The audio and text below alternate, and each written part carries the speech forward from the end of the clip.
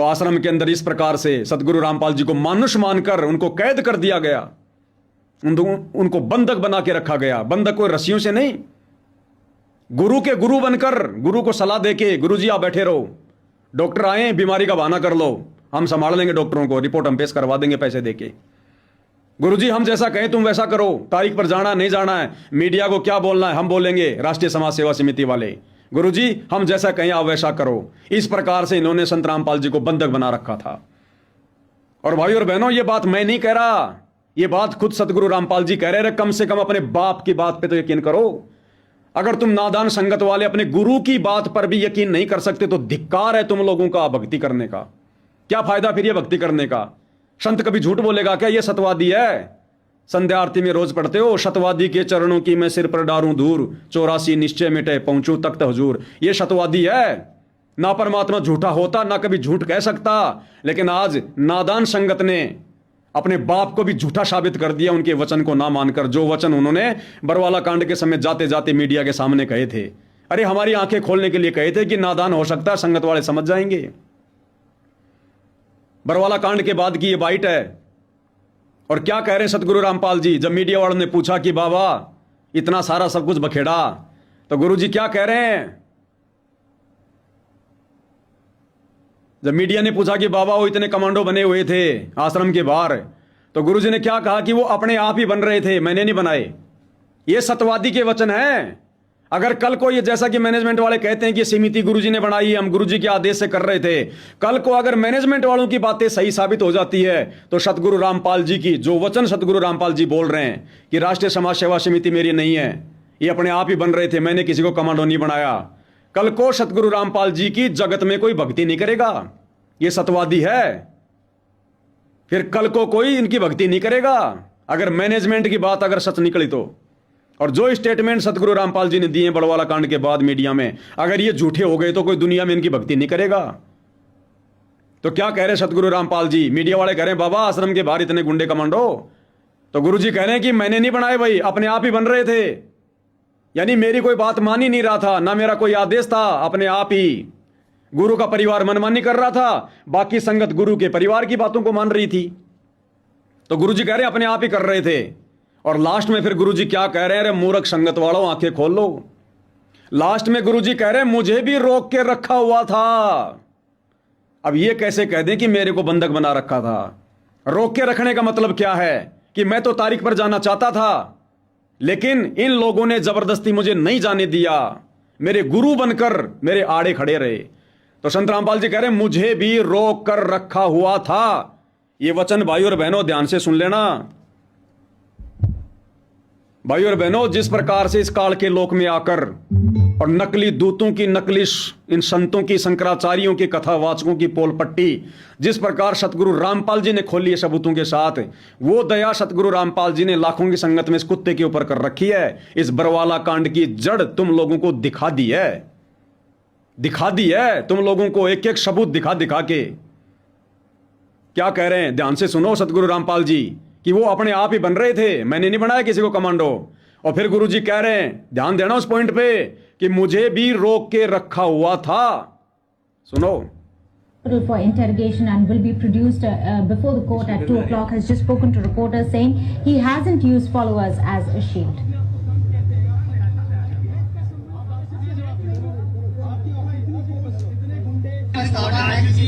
आपको medical report आ चुकी है, उसमें है कि आप बिल्कुल सही है, लेकिन कोर्ट को गुमराह कहीं ना कहीं किया गया। ये कहा जाता रहा कि आप अस्वस्थ है, जिसकी वजह से कोर्ट में पेश नहीं हो पाए। आप स्वस्थ हो गए, मैं पहले बीमार था।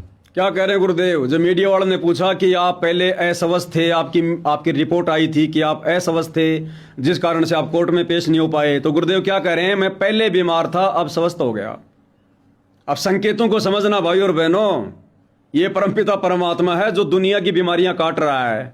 ये अस्वस्थ होगा क्या? जबरदस्ती इनको बीमार बना दिया गया था आश्रम में, इन राष्ट्रीय समाज सेवा समिति वालों ने। हार्ट में प्रॉब्लम है, बैठा भी नहीं जाता, सांस लेने में दिक्कत आ रही है। तो सतगुरु रामपाल जी कह रहे हैं मैं पहले बीमार था, अस्वस्थ था, अब ठीक हो गया। यानी मैं अपने भक्तों से बीमार था, शरीर से बीमार नहीं। अरे जो व्यक्ति शरीर से इतना बीमार हो, जैसा कि सतगुरु रामपाल जी को बरवाला कांड के समय इन राष्ट्रीय समाज सेवा समिति वालों ने, उनके परिवार वालों ने घोषित कर रखा था कि उनको तो बैठने की हिम्मत नहीं, चलने की हिम्मत नहीं, आंखों में दिक्कत है, सांस लेने में दिक्कत है, उनका हार्ट फेल हो गया। मात्र 1 घंटे में वही सतगुरु रामपाल जी किस प्रकार से आ रहे हैं, जा रहे हैं बिना किसी सहारे के, कोई बीमारी नहीं, और कह रहे हैं मैं पहले बीमार था अब स्वस्थ हो गया। यानी पहले गुरुजी सतलोक आश्रम वालों के बीच में बीमार थे, अपने भक्तों की, अपने परिवार वालों की उल्टी हरकतों से बीमार थे, शरीर से बीमार नहीं थे। भक्तों के बीच में परमात्मा बीमार थे, उनकी हरकतों को देखकर कि मैं पहले बीमार था, अब मैं स्वस्थ हो गया, अब मेरा पीछा छूट गया, अब मैं पुलिस की जो है वो कस्टडी में आ गया, अब उन आश्रम वालों से मेरा पीछा छूट गया, उन काल के दूतों से, अब मैं स्वस्थ हो गया। ये संकेत हैं, नहीं समझ में आएंगे ऐसे हर किसी को, अन्यथा 1 घंटे में कैसे स्वस्थ हो गए भाई। जैसे परमात्मा कहते हैं कि धना भगत था और खेत में बीज बोने जा रहा था, रास्ते में परमात्मा साधु का रूप बना के आ गए और सारा का सारा बीज खा गए। अब धना ने क्या किया, खेत में गया, कंकर वगैरह इकट्ठे किए और फेंक के आ गया, ताकि लोग घर पर जाकर ये ना कहें कि तुम्हारा भगत तो कुछ भी नहीं डाल के आया, ताकि घर में झगड़ा ना हो। जब घर पर वापस आया तो घरवाले ने पूछा कि बीज के आ गए, तो धना ने कहा कि हां बीज के आ गया। तो गुरुदेव ने कहा कि उसने झूठ भी नहीं बोला, क्योंकि भगत अपने हिसाब से बोते हैं। साधु संतों को खिलाना बीज बोना ही था, और दुनिया की नजरों में वो जो है कंकर फेंक के आ गया, तो उसने झूठ भी नहीं बोला। इसी प्रकार सतगुरु रामपाल जी बीमार नहीं थे, ना हो सकते, इनका शरीर ऐसा है ही नहीं कि कोई बीमारी इनके पास आए। अरे ये खुद सतलोक के राजा हमें उस सतलोक में लेकर जा रहे हैं जहां पर अनामे, निरामे, जहां पर कोई रोग नहीं है, निरोगी शरीर है, नूरी शरीर है। हाड़ चाम लहू ना मेरे, कोई जाने सतनाम उपासी, तारण तरण अभय पद दाता, मैं हूं कबीर अविनाशी। ये कैसे बीमार हो जाएगा? बीमार होने वाला महापुरुष ही नहीं है, शरीर ही नहीं है। और थे तो फिर 1 घंटे में कैसे स्वस्थ हो गए, ये भी फिर विचार करो। तो संत अपने हिसाब से संकेत करते हैं कि मैं पहले बीमार था अब ठीक हो गया, यानी मैं अपने भक्तों के बीच में जब तक बैठा था तब तक मैं बीमार था, उनकी काल हरकतों को देखकर बीमार था मैं, उनकी मनमानी हरकतों के कारण मैं बीमार था। अब मैं पुलिस वालों के साथ में आ गया, आश्रम से मेरा पीछा छूट गया, काल के दूतों से मैं बाहर आ गया, अब मैं स्वस्थ हो गया। तो ये है सतगुरु रामपाल जी भगवान के कहने का मतलब। यहां पर यह संत मार्ग है। और आगे क्या कह रहे हैं मीडिया वाले, और क्या कह रहे हैं गुरुदेव? गुरुदेव कह रहे हैं मैंने नहीं बनाए, किसी को भी कमांडो अपने आप बन रहे थे, और मुझे भी रोक रखा था। ध्यान से सुनना इस बात को, मुझे भी रोक के रखा हुआ था। आपकी जो बेल एप्लीकेशन थी वो भी अब रिजेक्ट कर दी गई है, जो 2008 में आपको बेल मिली थी कोर्ट की तरफ से, उसके बारे में क्या कहते हैं? धन्यवाद। जो पूरा विवाद हुआ उसमें 6 लोगों की जान गई, तो आपको कोई अफसोस है उस बात का? बहुत अफसोस है। आगे मीडिया वाला क्या कह रहा है कि इस पूरे मामले में, बरवाला कांड में जो 6 लोगों की मौत हुई है, क्या आपको कोई अफसोस है? तो गुरुदेव क्या कह रहे हैं, बहुत अफसोस है। और हिसार जेल से संत रामपाल जी का लेटर 2016 में निकाला गया। उनके नाम से संगत को मूर्ख बनाने के लिए उस लेटर में लिख दिया गया कि जो 6 आत्मा बरवाला कांड में मरी हैं वो सतलोक चली गई। और यहां साक्षात परमात्मा क्या कह रहा है कि मुझे बड़ा अफसोस है। अरे अगर आत्मा सतलोक चली गई तो फिर अफसोस किस बात का?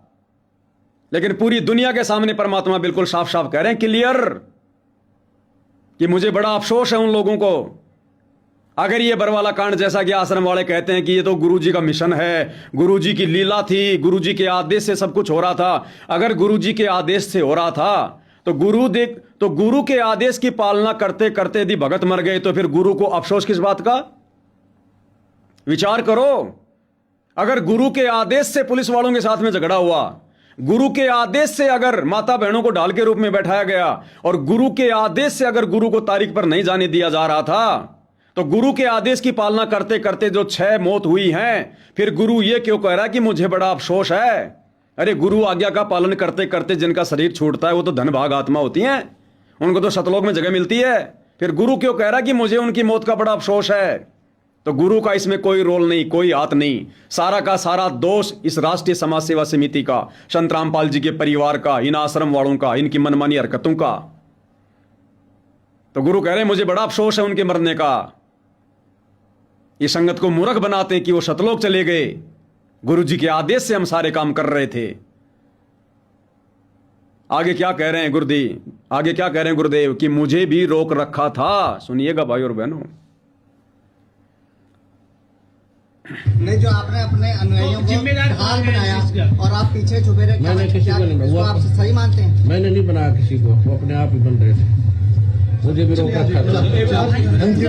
क्या कहा लास्ट में गुरुदेव ने? मुझे भी रोक रखा था।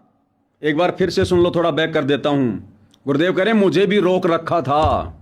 ढाल बनाया और आप पीछे छुपे रहे, मैंने किसी को नहीं बनाया। इसको आप सही मानते हैं? मैंने नहीं बनाया किसी को, वो अपने आप ही बन रहे थे। मुझे भी रोक रखा था।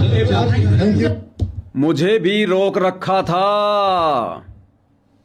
ये सतवादी है, ये झूठ नहीं बोलता, झूठ इसके आसपास भी नहीं है। इसके हर कार्य में, हर शब्द में सत है। सत साहिब, सत लोक, सत गुरुदेव, सत्य कबीर, सचखंड, सतवादी, सत मार्ग, सत भक्ति। इसके हर शब्द में पहले सत लगता है। ये कभी झूठ नहीं बोलता। तो गुरुदेव कह रहे हैं मुझे भी रोक रखा था। किन लोगों ने रोक रखा था भाई? कोई पाकिस्तान की आर्मी थी क्या? कोई बाहर के लोग थे क्या जिन्होंने संत रामपाल जी को पकड़ के रखा हुआ था? ये तो अबंध परमात्मा, कौन पकड़ लेगा? इन आश्रम वालों ने, क्योंकि परीक्षा लेनी थी गुरुदेव ने। कच्चे पक्के हीरों की छटनी करनी थी। मेरे कितने हैं, काल के कितने हैं, संगत में भेड़ कितनी है, भेड़िए कितने हैं। अपने परिवार का काला चेहरा, इनका पाखंड, इनका मनमाना आचरण ये संगत के सामने लेके आना था, देश और दुनिया के सामने लेकर आना था। बरवाला कांड के माध्यम से जो आ चुका है, संगत ने स्वीकार करने की देरी है, कर लेगी। आने वाले समय में मीडिया चैनलों पर यही चलेगा दिन रात। जैसे महाभारत हम लोग आज तक देख रहे हैं, 5000 साल बीत गई। बरवाला कांड क्या था, किसने करवाया, क्यों करवाया, किन लोगों का दोष था, ये आने वाले इतिहास में चैनलों पर चलेगा। पूरी दुनिया सच्चाई जानेगी आने वाले कुछ ही वर्षों में। बताने वाले भी आप और हम ही होंगे। तब कहां जाएगी ये संगत जो आज बरवाला कांड के दोषियों के चरण चाट रही है, संत रामपाल जी के परिवार के? तब कहां जाएगी ये संगत, कहां मुंह छुपाएगी? तो गुरुदेव कह रहे हैं मुझे भी रोक रखा था। तो किसने रोक रखा था भाई? क्यों रोक रखा था? किसकी हिम्मत हो गई जो गुरु को रोकेगा? उनकी हिम्मत होगी जो गुरु को मानुष मानेंगे, अपने जैसा व्यक्ति मानेंगे। उनकी हिम्मत होती है। जैसे 650 साल पहले सिकंदर लोदी ने नाम दीक्षा भी ले ली कबीर जी से, लेकिन लोक लाज में आकर अपने गुरु के हाथों में हथकड़ियां पहना दी, दिल्ली ले गया, खूनी हाथी के सामने पटक दिया अपने गुरु को। ये आश्रम वाले कहते ना कि गुरु जी को कौन जेल में पहुंचा देगा, गुरु जी को कौन मार देगा। अरे कोई जेल में नहीं पहुंचा सकता, कोई मार नहीं सकता। लेकिन जिस प्रकार सिकंदर लोदी ने उस कबीर परमात्मा को अपने जैसा मानुष समझकर अपने वो कर्म फोड़ लिए, बिगड़ा कुछ नहीं उसका, लेकिन उसने अपने कर्म फोड़ लिए मानुष मानकर। तो गुरु को कोई वर्तमान में जेल में नहीं डाल सकता, किसी की औकात नहीं है, किसी की नहीं है। लेकिन तुम जैसे लोगों ने गुरु को मानुष मानकर इन हरकतों के माध्यम से अपने कर्म फोड़ लिए, संगत के फुड़वा दिए। और सतगुरु को तो कोई जेल में नहीं डाल सकता, सतगुरु का कोई कुछ नहीं बिगाड़ सकता, हमें पता इस बात का। लेकिन तुम जो मूर्ख बनाते हो ना कि पवन दास कहता कि गुरु जी के खिलाफ मैनेजमेंट ने साजिश रची है। जब गुरु जी भगवान है तो साजिश कौन रच देगा? अरे सिकंदर लोदी भी कहा करता था कि ये परमात्मा आए, अल्लाह आए, और उसने भी जनता के दबाव में आके साजिश रच दी, अपने गुरु के हाथों में हथकड़ियां डाल दी, जान से मरवाने के लिए खूनी हाथी के आगे डलवा दिया। तुम्हारी बुद्धि सिकंदर से ज्यादा नहीं है। तो तुम लोगों ने भी गुरु को मानुष मानकर अपने कर्म फोड़ लिए। इसका तो ना उस समय कुछ बिगड़ा, ना आज कुछ बिगड़ रहा, ना आगे कुछ बिगड़ेगा। लेकिन तुम लोगों ने अपने कर्म फोड़ लिए गुरु को मानुष मानकर। तो अब तो तुम्हारी समझ में आ रहा होगा धीरे धीरे कि झूठ तुम्हारा गुरु कह रहा है या झूठ गुरु का कलयुगी परिवार कह रहा है। बरवाला कांड में दोष तुम्हारे गुरु का है या गुरु के कलयुगी परिवार का है। और आगे तो गुरुदेव भगवान ने साफ साफ कह दिया, ये जो राष्ट्रीय समाज सेवा समिति है ना, RSSS राष्ट्रीय समाज सेवा समिति, जब ये खुलासे हो रहे हैं तो कुछ नालायक भगत, काल प्रेरित, ज्यादा चापलूसी करने वाले मैनेजमेंट की, वो वीडियो बना बना के कहते हैं कि RSSS अलग है और सतलोक आश्रम मैनेजमेंट अलग है, राष्ट्रीय समाज सेवा समिति अलग है और सतलोक आश्रम मैनेजमेंट अलग है। अब बताते हैं तुम्हें अलग है या फिर एक है। पहले तो ये सुन लो, तुम राष्ट्रीय समाज सेवा समिति के विषय में तुम्हारा गुरु क्या कह रहा है, पहले ये सुन लो ध्यान से, फिर आगे बात करते हैं। के ऊपर इतने इल्जाम है सर, के ऊपर इतने इल्जाम झूठे कैसे हैं आपके ऊपर? आपके गुंडे इतने खड़े थे वहाँ पे, हजारों आदमी हरियाणा पुलिस से। मेरे नीचे राष्ट्रीय समाज सेवा समिति नहीं तो आपकी समिति है, अरे आपकी समिति है बाबा। गुरुदेव ने साफ साफ मना कर दिया। मीडिया ने पूछा कि आश्रम के बाहर इतने गुंडे इतने कमांडो, तो गुरुदेव ने कहा कि मेरे नहीं थे, राष्ट्रीय समाज सेवा समिति के थे। अब गुरु ने कहा कि मेरे नहीं थे, इसका मतलब गुरु का कोई आदेश नहीं, ना तो समिति बनाने का ना समिति के मेंबर, और जो समिति के मेंबर थे वो भी गुरु जी के भगत नहीं, भले नाम ले रखा है। क्योंकि जब गुरु जी ने समिति के लिए मना कर दिया तो समिति में जितने भी भगत हैं फिर वो गुरु जी के कैसे हो गए? तो गुरुदेव ने मना कर दिया कि ये राष्ट्रीय समाज सेवा समिति मेरी नहीं है। अब ये मास्टर रामकुमार ढाका, ये मास्टर रामकुमार ढाका राष्ट्रीय समाज सेवा समिति का अध्यक्ष प्रधान, ये क्या कह रहा है? तुम कह रहे हो ना कि राष्ट्रीय समाज सेवा समिति और सतलोक आश्रम मैनेजमेंट दोनों अलग अलग हैं। तो ये राष्ट्रीय समाज सेवा समिति का प्रधान ये वर्तमान में सतलोक आश्रम के अंदर है कि नहीं है? सतलोक आश्रम का सदस्य है कि नहीं है? तो राष्ट्रीय समाज सेवा समिति वाले सारे के सारे गुंडे, सारे के सारे काल प्रेरित भगत वर्तमान के सतलोक आश्रम मैनेजमेंट में है कि नहीं है? तो दोनों अलग अलग कहां हुए? ये रामकुमार ढाका क्या कह रहा है? ये राष्ट्रीय समाज सेवा समिति का मुखिया प्रधान है और अपनी वीडियो में कह रहा है कि मैं सतलोक आश्रम का संत रामपाल जी का भगत रामकुमार ढाका राष्ट्रीय समाज सेवा समिति का प्रधान। सुनो एक बार, थोड़ा बहुत यूज करो। मैं मास्टर रामकुमार ढाका सतलोक आश्रम का राष्ट्रीय समाज सेवा समिति का प्रधान हूँ। मैं मास्टर रामकुमार ढाका सतलोक आश्रम का राष्ट्रीय समाज सेवा समिति का प्रधान हूं। ये मैनेजमेंट का सदस्य भी है, राष्ट्रीय समाज सेवा समिति का प्रधान भी है। अरे वो के वो सारे के सारे काल प्रेरित भगत जो राष्ट्रीय समाज सेवा समिति में शामिल थे, वही तो सारे के सारे वर्तमान में सतलोक आश्रम मैनेजमेंट के अंग हैं। फिर ये दो अलग अलग कैसे हो गए भाई? किसको मूर्ख बना रहे हो तुम? ये लिस्ट है राष्ट्रीय समाज सेवा समिति के पदाधिकारियों की। तुम कह रहे हो ना कि राष्ट्रीय समाज सेवा समिति अलग है, मैनेजमेंट अलग है। तो इसमें देखो ये जो प्रधान है ये रामकुमार ढाका, ये रामकुमार ढाका वर्तमान में मैनेजमेंट का सदस्य है कि नहीं है? समिति का भी प्रधान और मैनेजमेंट का भी वर्तमान में सदस्य। भगत चांदीराम दास, गांव बाड़क, तहसील बरवाला, जिला हिसार, ये वर्तमान के सतलोक आश्रम मैनेजमेंट में है कि नहीं है? भगत वीरेंद्र दास जो राष्ट्रीय समाज सेवा समिति का उप प्रधान है, भगत वीरेंद्र दास, मकान number 871/1 Lal Bahadur Shastri Nagar, Hisar road, bypass, Rohtak, Haryana. गुरु जी का बड़ा लड़का उस समय राष्ट्रीय समाज सेवा समिति में था, उप प्रधान। आज यही मैनेजमेंट का मुख्य आदमी है कि नहीं है? तो दोनों अलग कैसे हुई? दूसरे नंबर पर भगत मनोज दास, संत रामपाल जी का छोटा लड़का, उस समय राष्ट्रीय समाज सेवा समिति का उप प्रधान, आज ये सतलोक आश्रम मैनेजमेंट का मुखिया है कि नहीं है? तो दोनों अलग अलग कैसे हुए? नाम अलग अलग हैं, आदमी वो के वो हैं सारे के सारे निकम्मे। भगत महेंद्र दास, मादीपुर, नई दिल्ली, आज भी है, मैनेजमेंट का भी सदस्य है, राष्ट्रीय समाज सेवा समिति का भी सदस्य था। भगत साहब दास राष्ट्रीय समाज सेवा समिति में भी था, आज मैनेजमेंट में भी है। भगत बलवान दास, अरे भगत बलवान दास, बलवान जाखड़, अवश्य जानिए, जो पर्चे पढ़ा करते थे, कौन ब्रह्मा का पिता, कौन विष्णु की माँ। नीचे जो एड्रेस दिया गया था एक भगत का, भगत बलवान जाखड़, ये वही है बलवान जाखड़, बलवान दास, गांव बाड़क, जिला हिसार। उस समय राष्ट्रीय समाज सेवा समिति का महासचिव था, आज ये सतलोक आश्रम मैनेजमेंट का सदस्य है कि नहीं है? नीचे देखो इसका सचिव राष्ट्रीय समाज सेवा समिति का भगत प्रीतम दास उर्फ राज कपूर, गांव इमलोटा, तहसील चरखी दादरी, जिला भिवानी, हरियाणा। ये राज कपूर जो इन मान सम्मान के कार्यक्रमों में स्टेज पर बोलता है, ये वर्तमान में राष्ट्रीय समाज सेवा समिति का सदस्य है कि नहीं है? उस समय राष्ट्रीय समाज सेवा समिति का भी ये जो है ये सचिव था। और नीचे भगत पुरुषोत्तम दास कुरुक्षेत्र का आश्रम संभाल रहा है, उस समय राष्ट्रीय समाज सेवा समिति में था। आज भी ये सतलोक आश्रम मैनेजमेंट में है। राजस्थान का स्टेट कोऑर्डिनेटर ये प्रकाश माड़ी उस समय राष्ट्रीय समाज सेवा समिति में था। आज ये मैनेजमेंट का ये सदस्य है, सारे के सारे स्टेट कोऑर्डिनेटर। तो क्यों मूर्ख बना रहे हो? किसको मूर्ख बना रहे हो? इतनी चापलूसी मत करो, इतने तलवे मत चाटो। किसको गुमराह करोगे? तुम्हारे बाप ने, संत रामपाल जी ने खड़े कर रखे हैं संगत में सच बताने के लिए, तुम्हारे झूठ और पाखंड के ऊपर चोट मारने के लिए। एक एक बात सबूतों के साथ में पेश करेंगे, सबूतों के साथ में बचोगे कहां?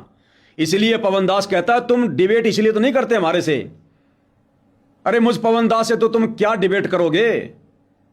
वो परवीन अहलावत 90 डिग्री वाला पत्रकार, उसके पास तो इतने सबूत भी नहीं होंगे। वो भी तुम्हारे को चैलेंज कर रहा है, डिबेट के लिए बोल रहा है आओ पंचायत रखो, भक्तों को बुलाओ, दूध का दूध पानी का पानी हो जाएगा। तुम उसके चैलेंज को तुम स्वीकार नहीं कर रहे, तुम उसके सामने आने की हिम्मत नहीं कर रहे।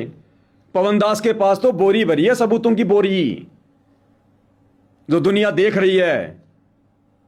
तुम्हारे को कितनी बार डिबेट के लिए चैलेंज कर चुका हूं साधना टीवी चैनल पर।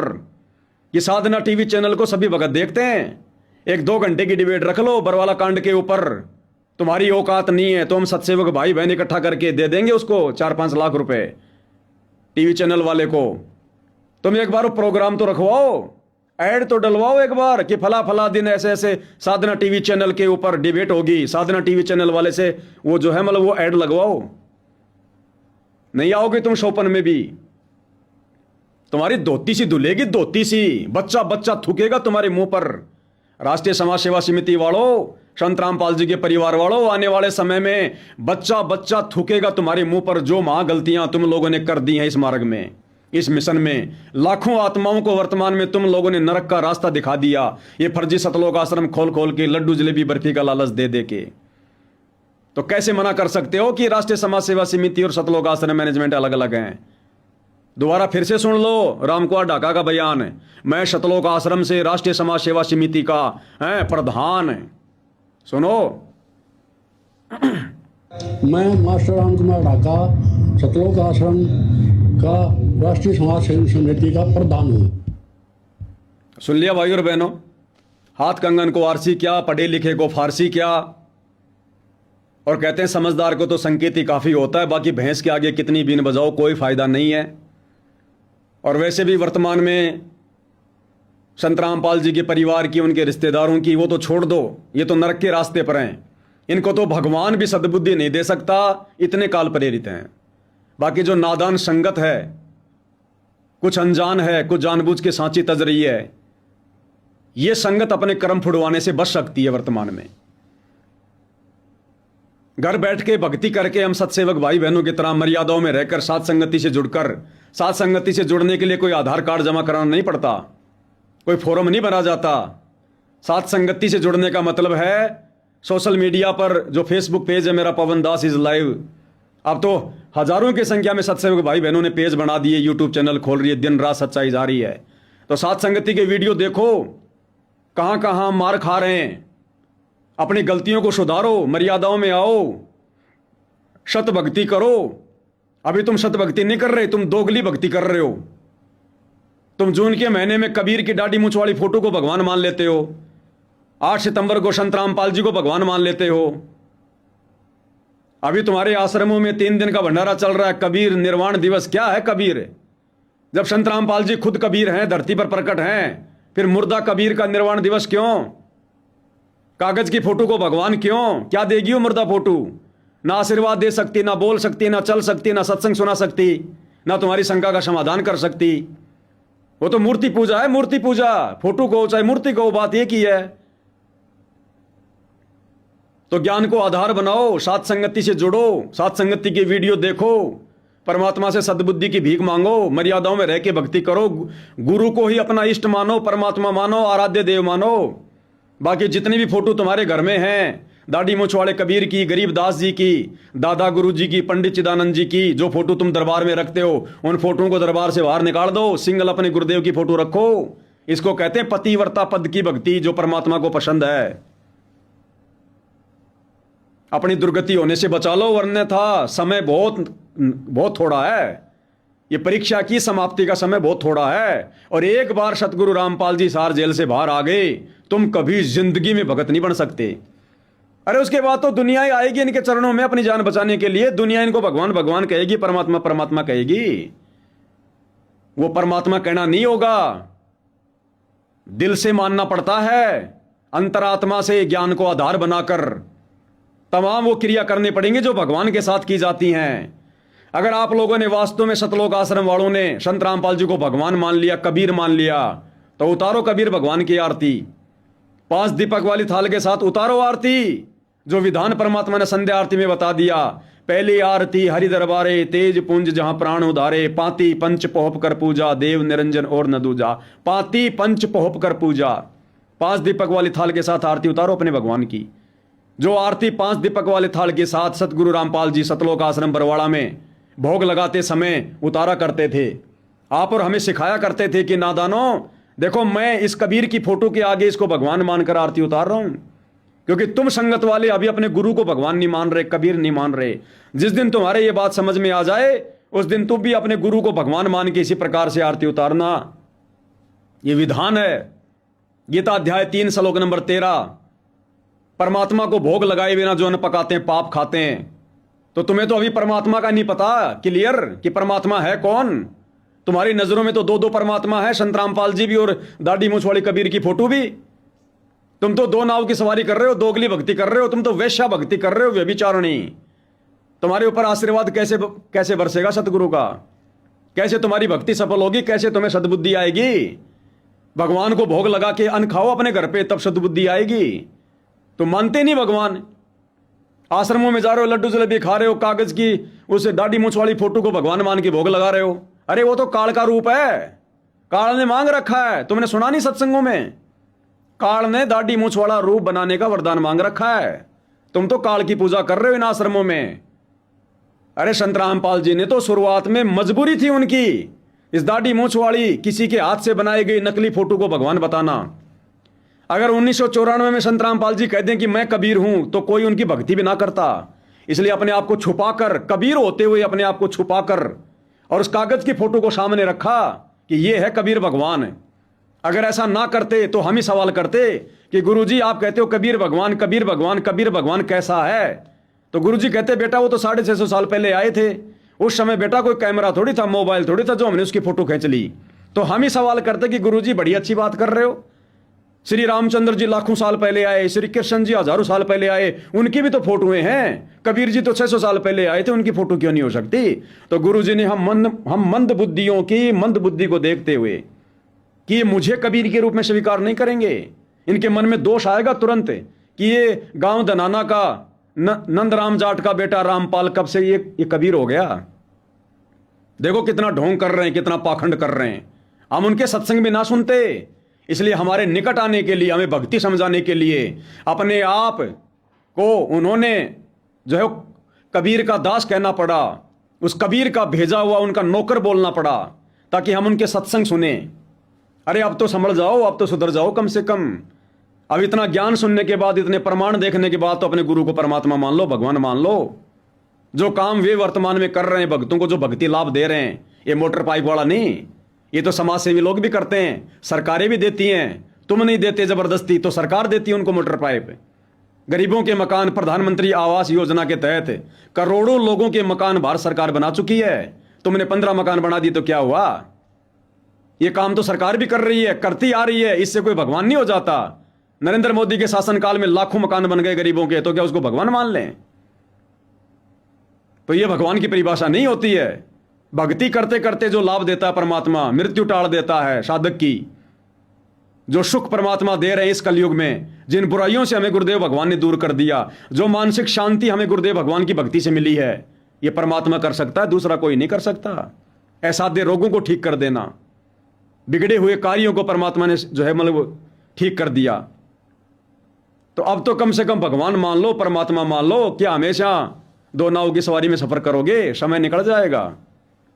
फिर पूछते रहना संत रामपाल जी को भगवान भगवान कह के, जैसे रामचंद्र जी के जाने के बाद आज उनके बड़े बड़े मंदिर बना दिए, जय श्री राम जय श्री राम। श्री कृष्ण जी के जगन्नाथ जैसे मंदिर बना दिए, हरे कृष्णा, लेना देना कुछ नहीं अब। तो गुरु के रहते सहते उनको परमात्मा मानो, उनको प्रसन्न करो, सात संगति से जुड़ के सत भक्ति करो। गुरु जेल से बाहर आएगा भक्ति से प्रसन्न होके।